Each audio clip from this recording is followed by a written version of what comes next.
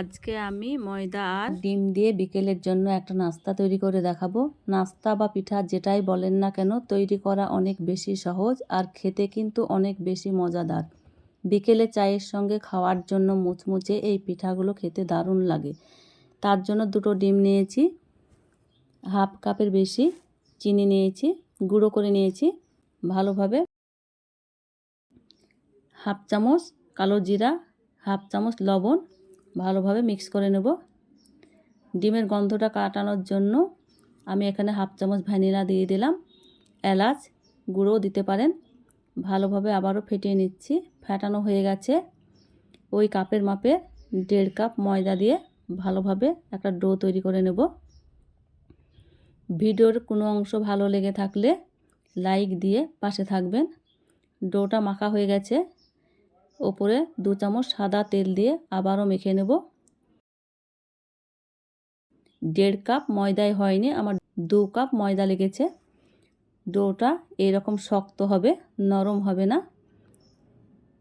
ডোটাকে 3 ভাগে ভাগ করে নিয়েছি, রুটির মতো করে বেলে নেব। রুটিটা খুব মোটাও হবে না, খুব পাতলাও হবে না, রুটির থেকে একটু মোটা হবে। এইভাবে বেলে নিয়েছি। একটা ওষুধের মুখটি নিয়েছি, এটা দিয়ে ছোট ছোট করে কাজু বিস্কুট কেটে নেব। এইভাবে সবগুলাকে কেটে নেব। কেটে নেওয়া হয়ে গেছে। ফ্রাই প্যানে তেল হালকা গরম অবস্থায় কাজু বিস্কুটগুলোকে ভেজে নেব। হালকা আঁচে ভেজে নিতে হবে, গ্যাসের আঁচ বাড়ানো যাবে না। এইভাবে হালকা হাতে নেড়ে নেব, উল্টে পাল্টিয়ে ভেজে নেব। এই সময় গ্যাসের আঁচ বাড়ানো যাবে না। আমার লাল হয়ে গেছে, বাদামি কালার হয়ে গেছে।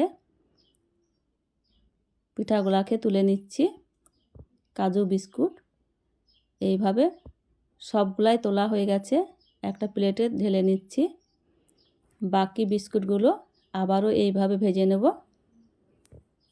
ভাজা হয়ে গেছে, তুলে নিচ্ছি। খুব অল্প সময়ে এই বিস্কুট করা যায়, খেতে তো অসম্ভব মজার। একবার দেখাতে যে কেউ বানিয়ে নিতে পারবেন। ভালো লাগলে বন্ধুদের সঙ্গে বেশি বেশি শেয়ার করে দেবেন।